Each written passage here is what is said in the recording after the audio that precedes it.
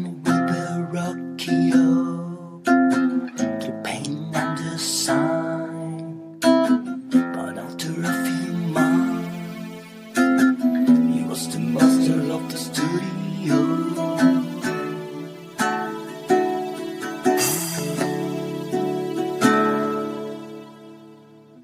Leonardo's dreams, you make them possible real.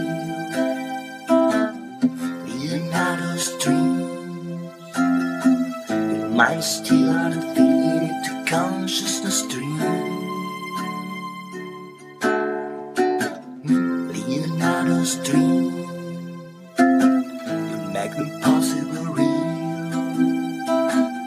Leonardo's dreams,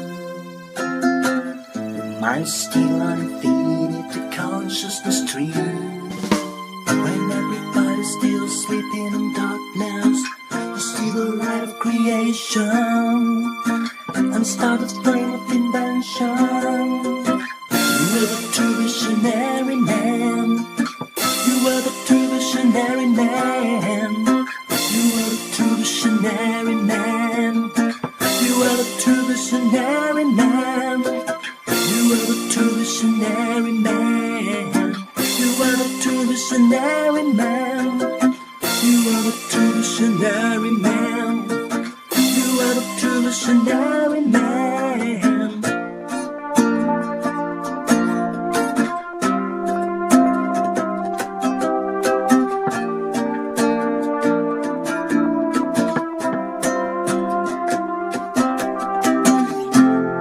Leonardo's dreams, make them possible real. Leonardo's dreams, your mind still undefeated to consciousness dream. Niños, niñas, ¿cómo están? Yo feliz de estar con ustedes. Como siempre, se acuerdan de mí, soy Rodrigo, su amigo El Cuentacuentos. Y hoy día vamos a hablar de, tengo que reconocerlo, mi preferido de todos. Este señor fue pintor, arquitecto, escultor, fue inventor, fue además músico, poeta, científico, botánico. ¿Pero quién puede hacer todo eso? ¿Qué gigante puede hacer todo eso? Yo creo que ustedes ya saben, niñas. El único, el incomparable, el magnífico Leonardo da Vinci. Sí, hoy vamos a hablar sobre Leonardo, niñas, Leonardo da Vinci. ¿Cierto? Vinci es un lugar, ¿cierto? Una ciudad en Italia. Y en esos tiempos, las personas recibían el nombre del lugar donde estaban, se hacían identificar, sí, de donde vivían. Entonces era Leonardo da Vinci, ¿verdad? Este señor que está aquí, en un retrato que hizo él mismo de cuando era viejito. Hacía cuando era viejito y se pintó él mismo, desde uno de los pocos autorretratos del gran Leonardo. ¿Sí? Pero vamos a comenzar nuestra historia, como siempre, mirando qué pasó cuando era muy chiquitito. Él nació en Florencia, Italia, en el año 1452, pero hace mucho tiempo. Hoy estamos hablando de algo que pasó hace más de 500 años atrás. Una historia antigua, pero de las más maravillosas de todas. Y tenemos aquí a nuestro buen Leonardo. Hola amigos, ¿cómo están? Yo crecí en el campo, por eso que ustedes pueden ver muchas flores, cerros, un río aquí al lado mío. Me encanta la naturaleza, me encanta observar. ¿Saben lo que más me gusta? Observar pajaritos, esos que están ahí.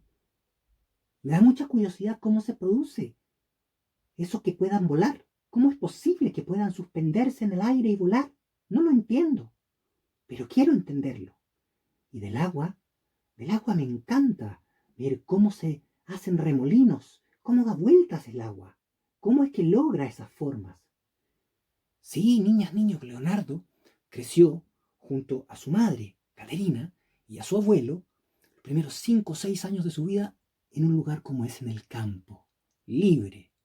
Y ahí desarrolló algo extraordinario, que fueron dos de sus grandes cualidades: su capacidad de observar, de mirar la naturaleza, pero además la gran curiosidad, una curiosidad toda prueba. Quería saberlo todo, quería entender cómo funcionaba todo. Y una de las cosas con que más se obsesionó y más le llamó la atención y quiso aprender fue cómo volaban los pájaros.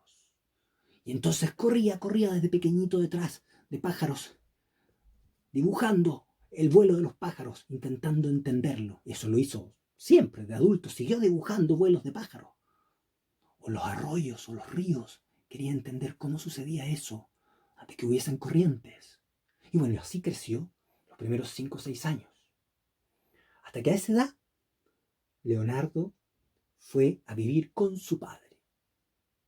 Se llamaba Piero, y que era un notario. Era una persona importante en Florencia, el papá de Leonardo. Pero no se llevaban muy bien, y sin embargo, si bien lo apoyó, no lo apoyó como pudiera haberlo apoyado, siendo una persona tan importante, ¿verdad? Bueno, la cosa es que se va a vivir con su papá.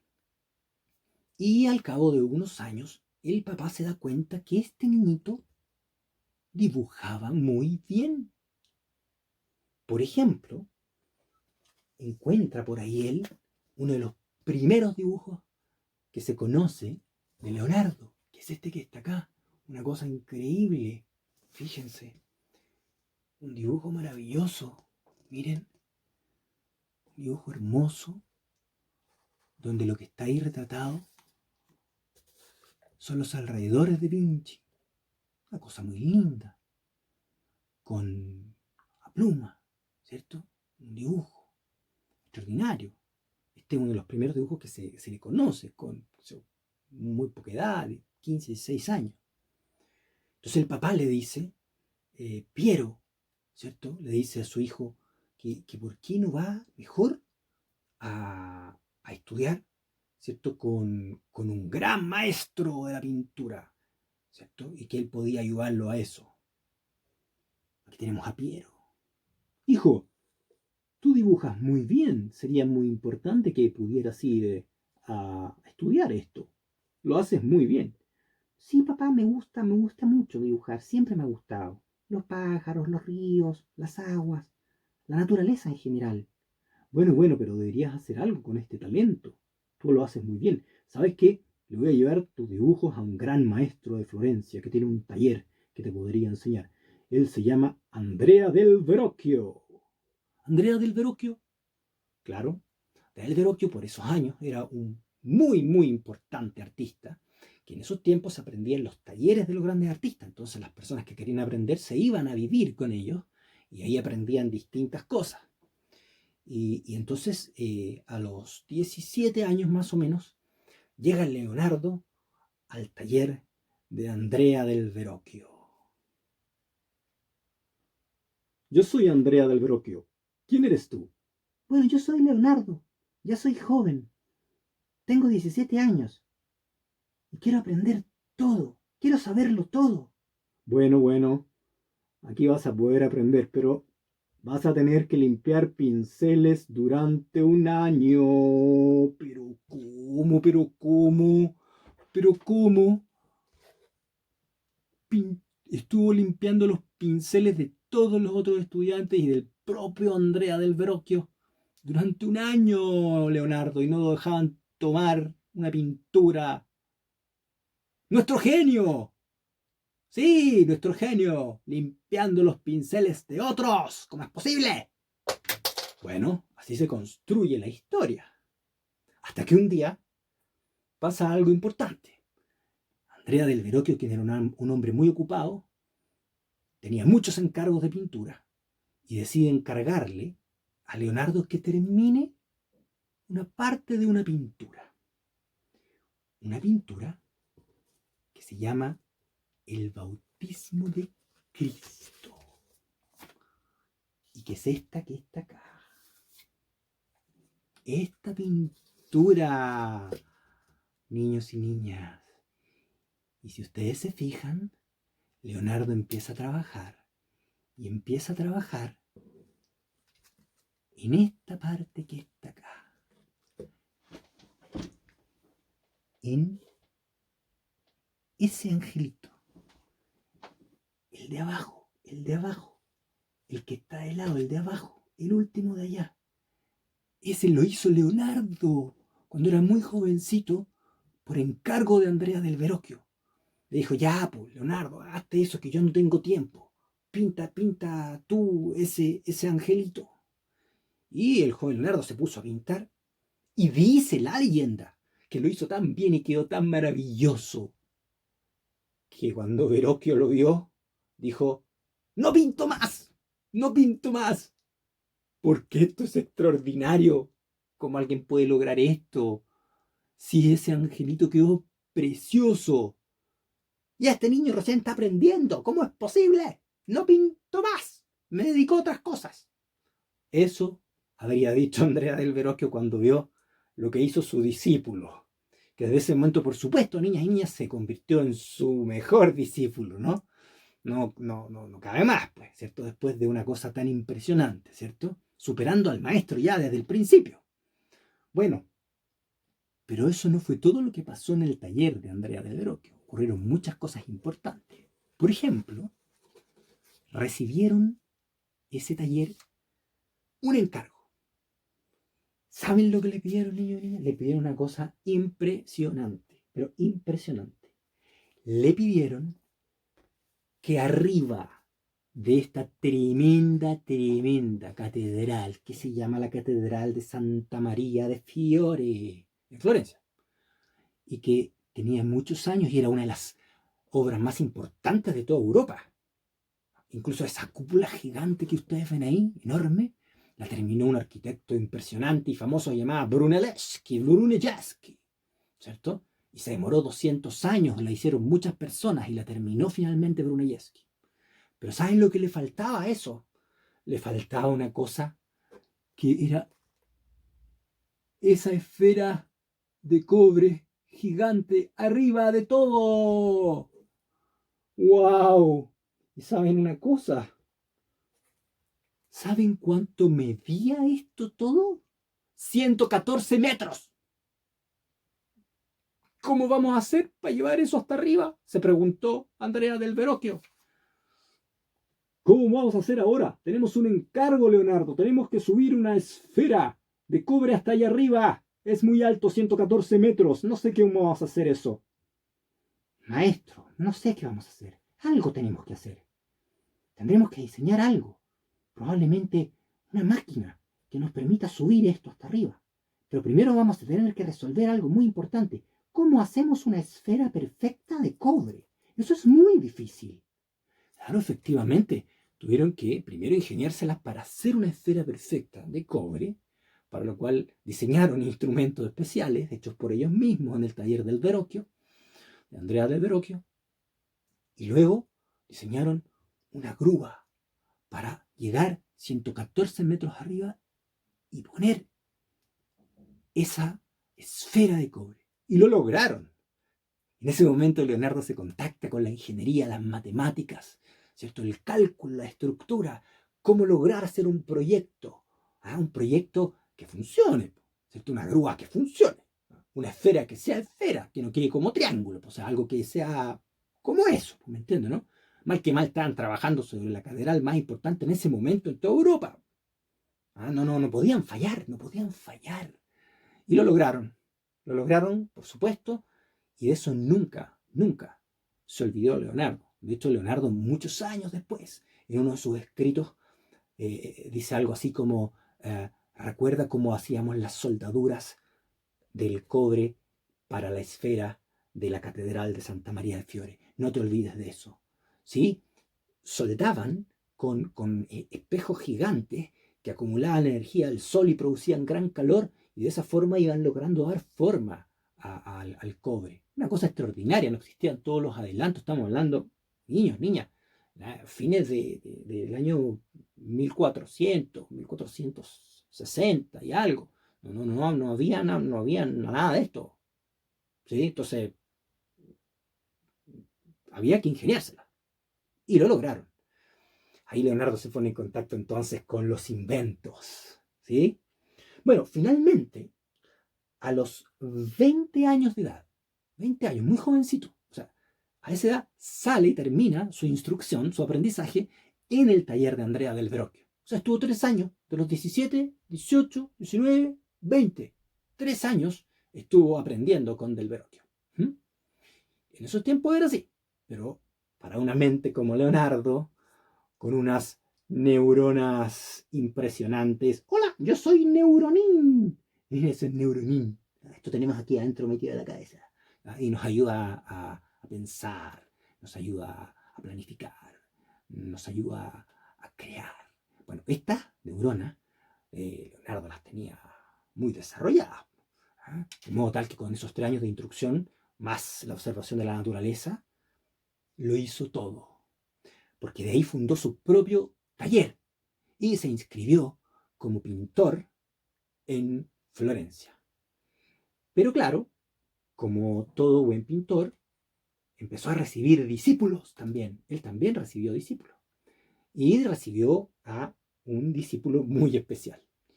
Un señor que él le puso Salai. Salai es como decir travieso o diablillo, ¿no? Una persona que está haciendo siempre travesura. Porque Salai, que era muy jovencito cuando empezó a estudiar con Leonardo en Florencia, como discípulo de Leonardo, fue su principal discípulo. Estuvieron 25, 30, 25, 27 años juntos. Nunca se separaron, lo siguió al maestro Leonardo siempre y lograron, digamos, generar muchas cosas interesantes. Entonces, en esa época, ya con su taller propio y con Salai como su discípulo, Leonardo se lanza a la aventura completa de crear distintos tipos de cosas. Y aquí ya aparecen unas cosas impresionantes. Por ejemplo, no sé si ustedes sabían que este señor diseñó, por ejemplo, un tanque. Sí, diseñó un tanque. Claro, yo diseñé un tanque, porque muchas de las cosas que hacía en ese tiempo era para prevenir por si había una guerra. En Italia, en esos momentos, Italia era un país que tenía distintas partes. O sea, por ejemplo, Milán era distinto de Florencia y así, y eran gobernadas por personas diferentes. Y a veces había guerra. Entonces yo generaba cosas para la guerra. Por ejemplo, un tanque. Miren qué bonito me quedó.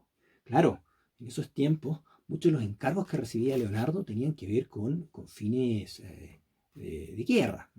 Algunas se realizaban, otras no. Pero también, por ejemplo, diseñó el primer helicóptero. Miren, qué lindo. Ahí abajo tienen la escritura de Leonardo.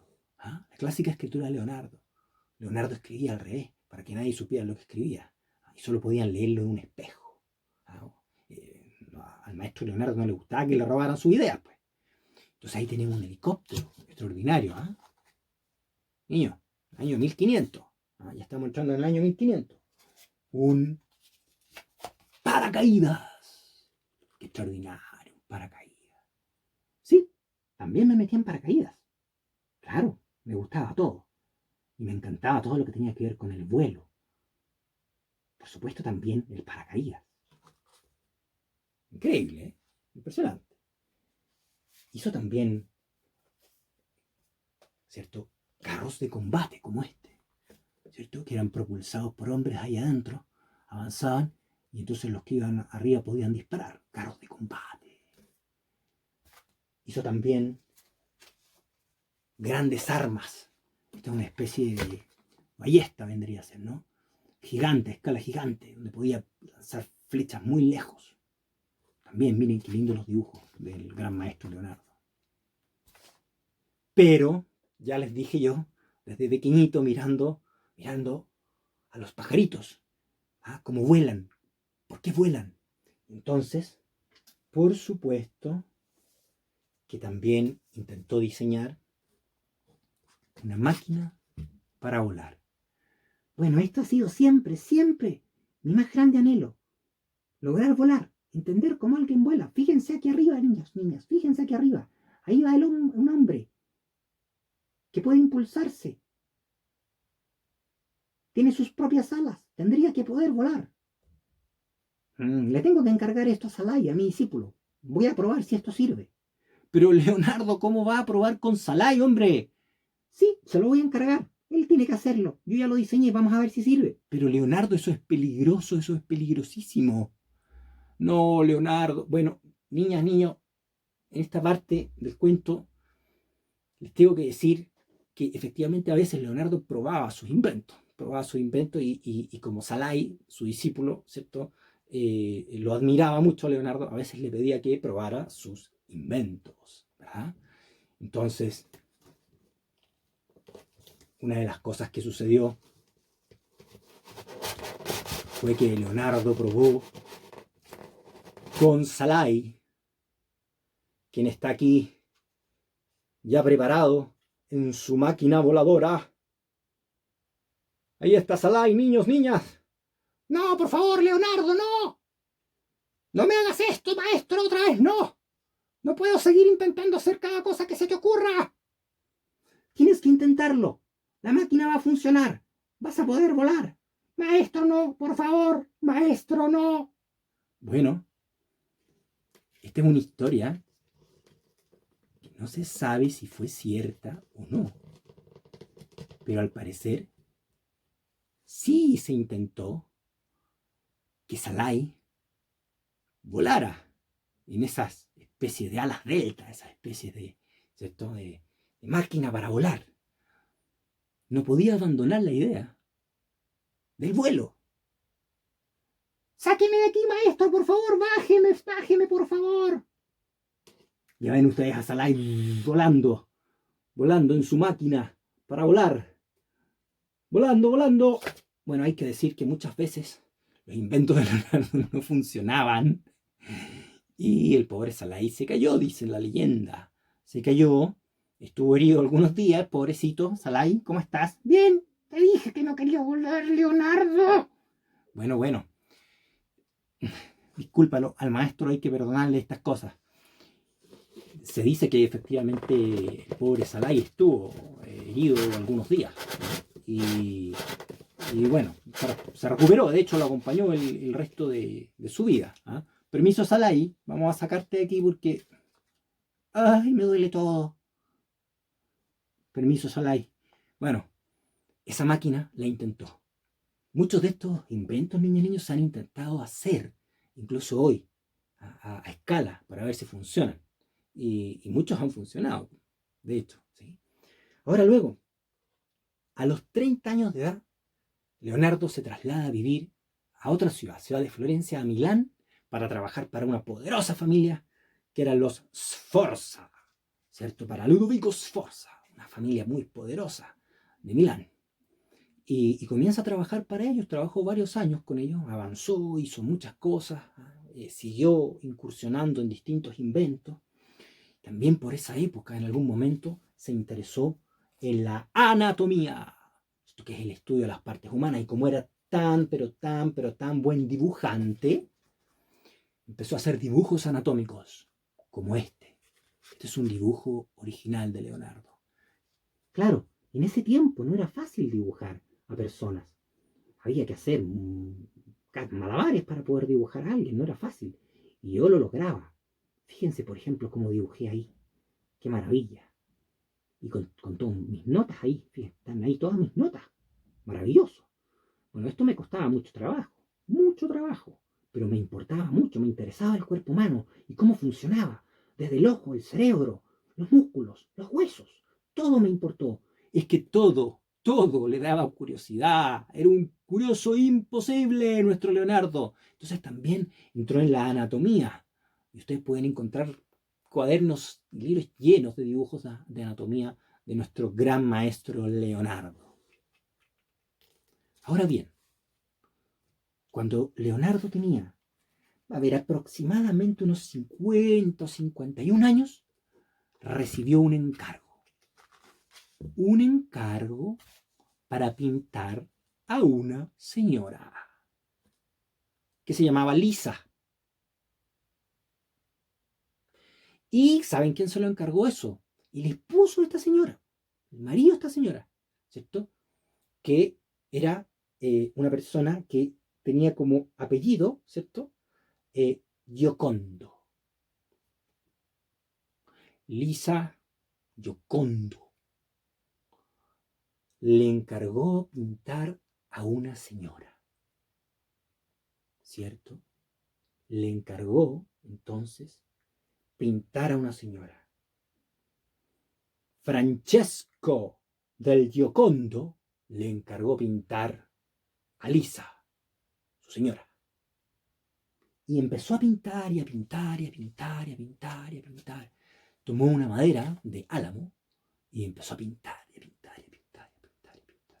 Y aquí no saben en qué resultó eso. No te muevas, pues Lisa, no te muevas, que no te puedo pintar. Ya, no me voy a mover, me voy a quedar quietita aquí. ¿Pero cuánto te vas a demorar en eso? Espérame, ten paciencia, estoy tratando. Es que estoy probando una técnica nueva que se llama sfumato. Que hace la perspectiva mejor y da volumen a las cosas. Sí, en ese tiempo el maestro estaba probando una técnica nueva que se llamaba sfumato y jugaba con la sombra y con la luz y lograba darle volumen a las superficies como si fueran reales. El sfumato. Y empieza a trabajar en esta obra maravillosa. Probablemente el cuadro más famoso del mundo y de la historia. La Mona Lisa, que no significa otra cosa que la señora Lisa, ¿cierto? Mona es una forma de decir Madonna, ¿cierto? Entonces, la señora Lisa, o la Gioconda, ¿cierto? Por el apellido del señor que la encargó. Bueno, ya vamos a hablar más adelante, yo les voy a mandar algo especial sobre este cuadro para que lo puedan mirar un poco mejor. Bueno, empezó a trabajar en este cuadro nuestro gran maestro Leonardo cuando tenía 51 años, por ahí por 1503 más o menos. Y trabajó, y la modelo se aburrió y se fue y siguió trabajando y buscaba nuevos pigmentos y entonces quería que quedara perfecto, perfecto. Necesito otro color, necesito más colores, necesito que quede perfecto, tengo que revisar la perspectiva. Trabajó. Quería que quedaras perfecta, pues, Mona Lisa. Quería que quedara perfecta. Bueno, nuestra historia empieza a terminar cuando nuestro maestro, Leonardo, se va a vivir ahora con el rey de Francia, ¿cierto? Se va a vivir con Francisco I, más o menos en 1516. Y Francisco I, quien le tomó mucho cariño a nuestro maestro, lo cuidó mucho. Lo cuidó y lo hizo estar junto a él en un castillo, ya cuando era mayor. En esos tiempos la gente vivía menos, entonces Leonardo en ese tiempo tenía 65, 66 años y era un hombre mayor, ¿cierto? Y Francisco I lo cuidaba mucho, ¿eh? Fue muy, muy bondadoso con él. Así, en el año 1519, nuestro querido Leonardo enferma y tiene que, digamos, enferma y finalmente enferma tan gravemente que tiene que quedarse muchos días en cama nuestro pobre Leonardo. Me siento mal, me siento muy mal. Necesito descansar. Pobre Leonardo, está enfermito. Ya no es un joven, ya no es ese joven que solía ser. Ya tiene más años, ya creció su barba. Ahora es este Leonardo, el del autorretrato. No me siento bien.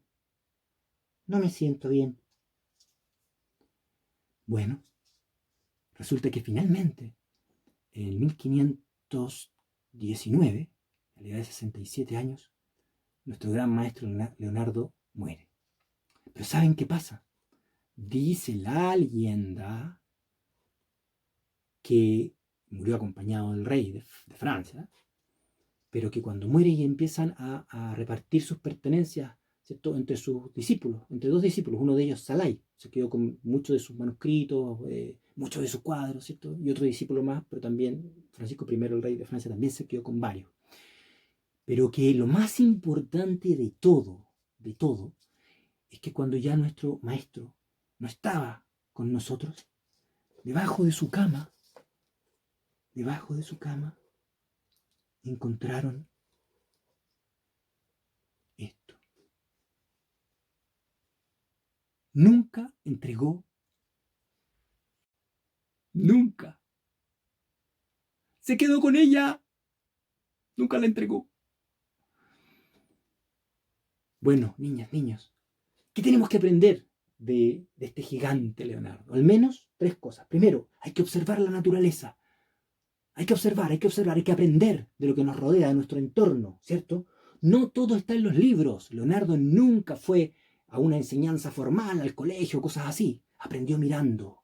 Segundo, la curiosidad. Sean curiosos. Pregúntense todo, cómo funcionan las cosas, cómo es que funciona el mundo. Pregúntense todo y van a aprender mucho. Y tercero, nunca se pongan límites. Sí, nunca se pongan límites. Ustedes son capaces, niños y niñas, de todo lo que se propongan. Porque este hombre de aquí nos enseñó eso, que uno puede llegar tan lejos como uno quiera. En cualquier área del conocimiento, en cualquier cosa que nos guste hacer, lo que fuera que nos guste hacer. Así que nunca se pongan límites. Nunca. Bueno, niñas, niños, espero les haya gustado este cuento de este tremendo gigante, nuestro Leonardo da Vinci. Ya nos estaremos viendo muy pronto. Cuídense mucho. Niños, hola, niñas, ¿cómo están? Hoy vamos a hablar del cuadro más famoso del mundo. Pero por lejos, la pintura más famosa que se ha hecho nunca. Ah, y adivinan cuál, ¿no? Me imagino. Del maestro Leonardo da Vinci, ¿no? Esta. La Mona Lisa. O la Gioconda, como también la conocen. ¿Saben por qué se llama Mona Lisa? Mona Lisa simplemente significa señora Lisa. ¿Saben por qué? Porque se supone, lo más probable, es que esta señora que está aquí se llamaba Lisa Gherardini. ¿Sí? Entonces, señora Lisa, Mona Lisa. Ahora bien, la Gioconda se le dice así porque quien mandó a hacer este cuadro a Leonardo, ¿cierto?, era un comerciante, ¿sí?, de seda que se llamaba Francesco del Giocondo. Y entonces también le dicen la Gioconda, ¿verdad? Ese es el origen del nombre. Hay que partir por ahí, el origen del nombre. Ahora, vamos conociendo un poco más de esta gran pintura. Muy, muy importante. Es importante partir diciendo que esta pintura se la encargaron a Leonardo en el año 1503. ¿Y saben cuándo la terminó? No la terminó. Nunca la entregó. Nunca la entregó, Leonardo. ¿Por qué no entregas tus trabajos? ¿Por qué no entregas tus trabajos? Bueno, se la quedó. Le gustó tanto, encontró que era tan bonita y le estaba quedando tan bien que trabajó hasta 1519, o sea, cuando murió a los 67 años. Una historia dice que en el momento en que él muere, ¿cierto?, ven bajo su cama, al ladito de su cama, y estaba esta pintura, que nunca dejó de trabajar en ella al final.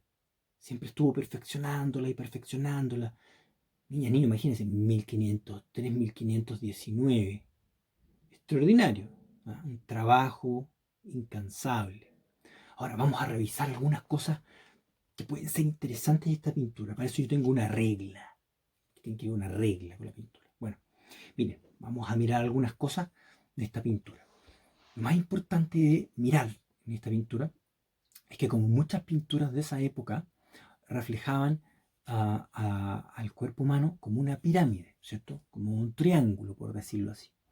Y entonces, si nosotros ponemos aquí esto, ustedes se van a poder dar cuenta que efectivamente hay un triángulo, donde la base de ese triángulo está dada por los brazos de la Mona Lisa, ¿cierto? Y el vértice superior, acá arriba, está dado por su cabeza. Esa estructura triangular es muy, muy clásica en las pinturas del Renacimiento.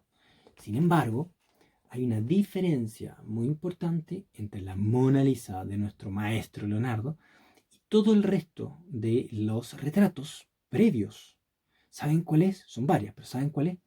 Que hasta antes de la Mona Lisa generalmente se pintaba hasta aquí, de aquí hacia arriba. O sea, se pintaba, se dejaba de pintar, ¿cierto?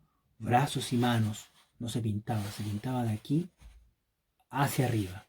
Y Leonardo incluye, obviamente, los brazos. Y otra gran diferencia es que, al menos, ¿cierto?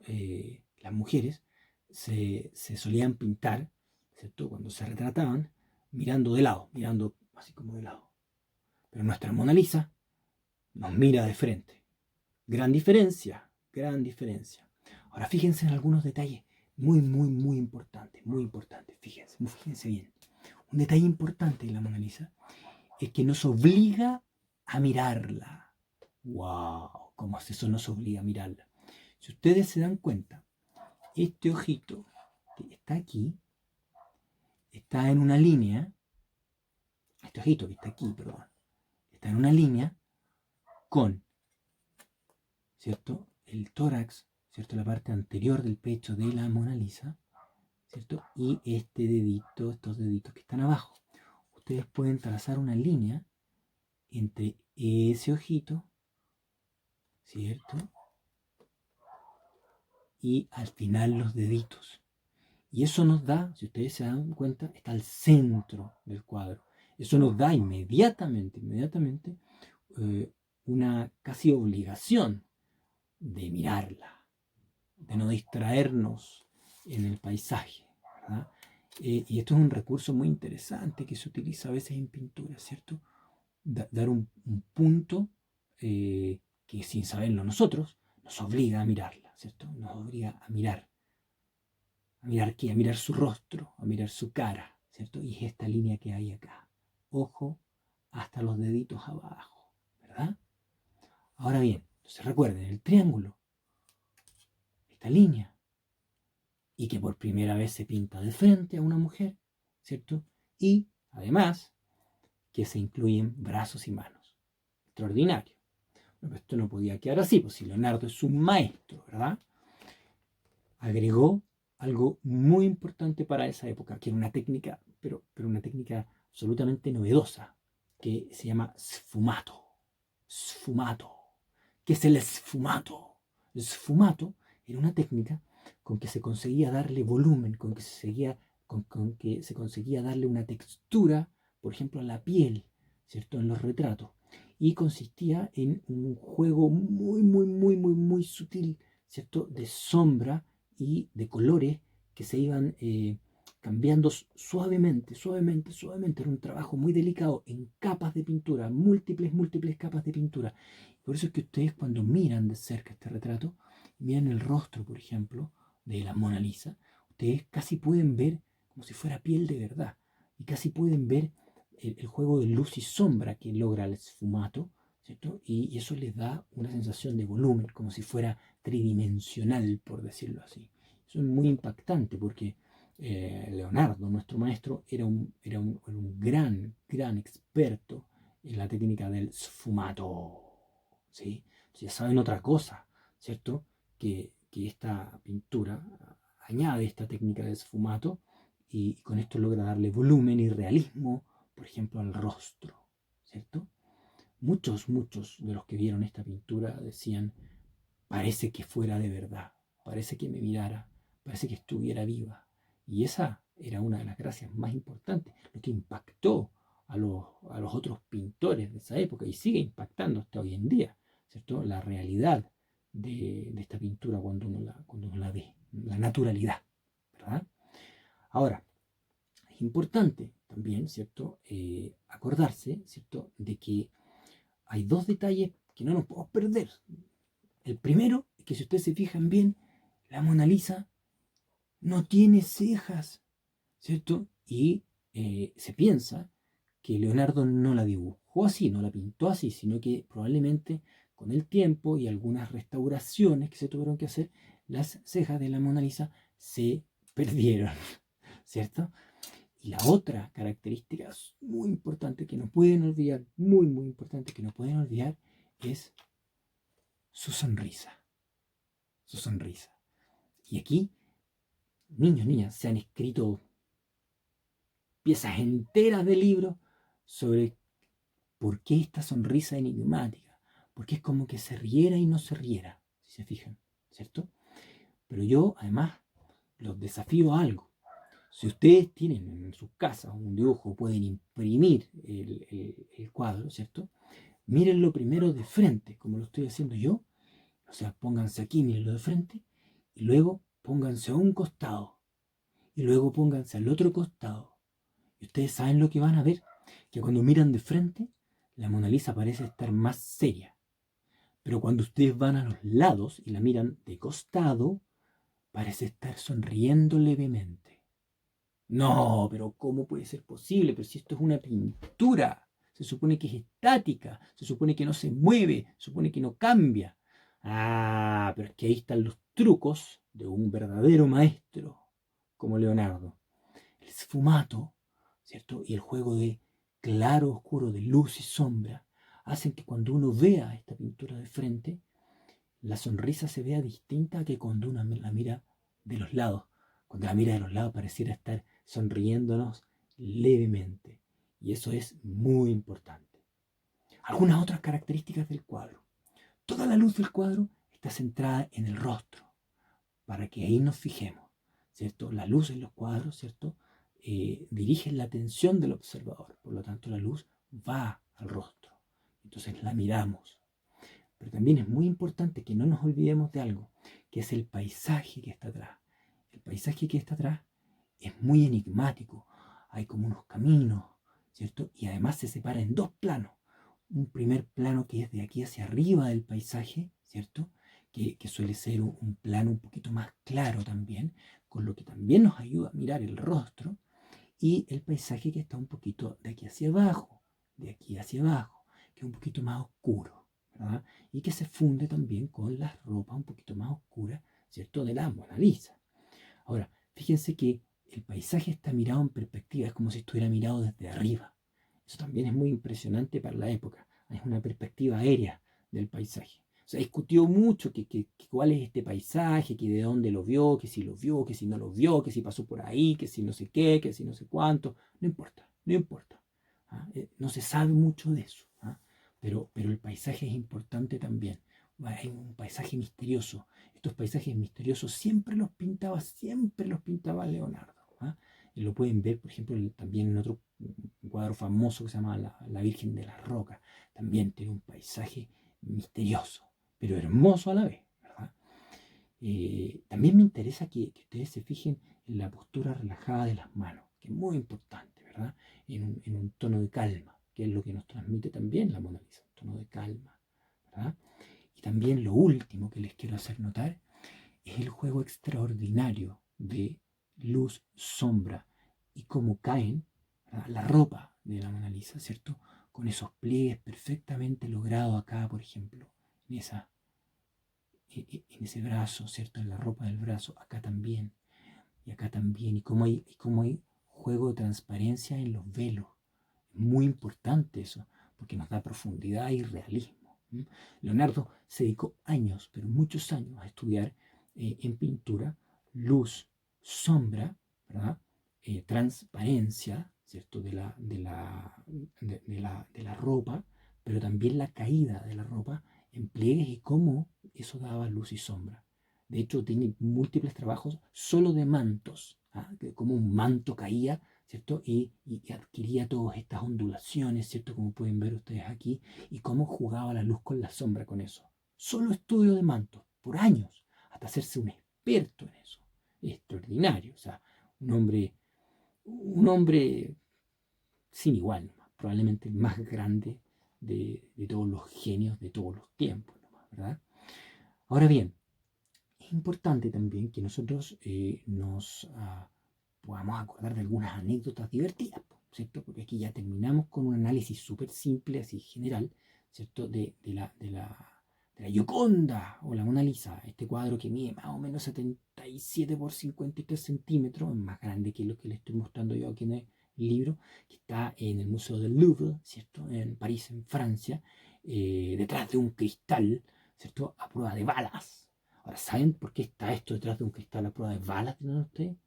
Bueno, porque en el año 1911 se la robaron, niños, niñas, se robaron a la Mona Lisa. ¿Lo pueden creer? Del mismo Museo del Louvre se la robaron. ¿Y saben quién se la robó?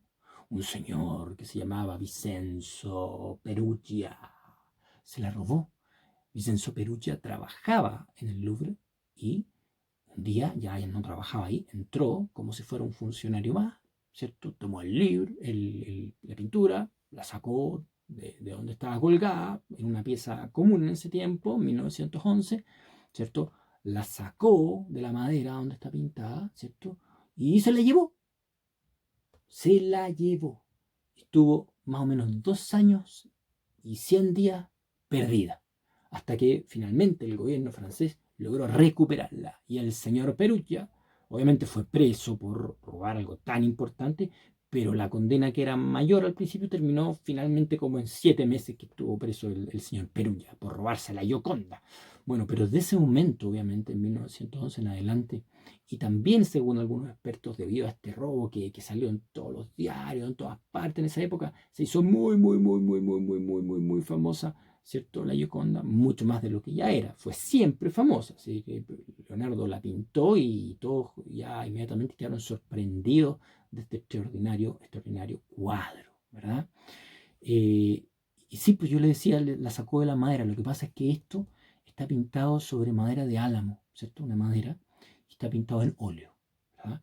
Eh, y eran los materiales que había en la época, ¿verdad?